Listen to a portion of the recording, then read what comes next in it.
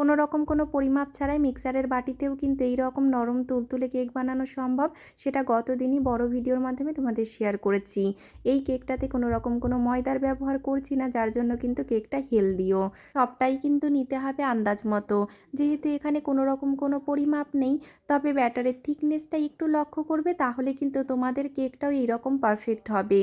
সুজির মধ্যে পরিমাণ মতো দুধ, চিনি, টক দই আর দিয়েছি সাদা তেল, সমস্ত কিছু দিয়ে ফেটিয়ে একটা ব্যাটার বানিয়ে তার মধ্যে দিয়েছি বেকিং পাউডার, বেকিং সোডা আর ভ্যানিলা এসেন্স। ভ্যানিলা এসেন্সটা কিন্তু পুরোটাই অপশনাল।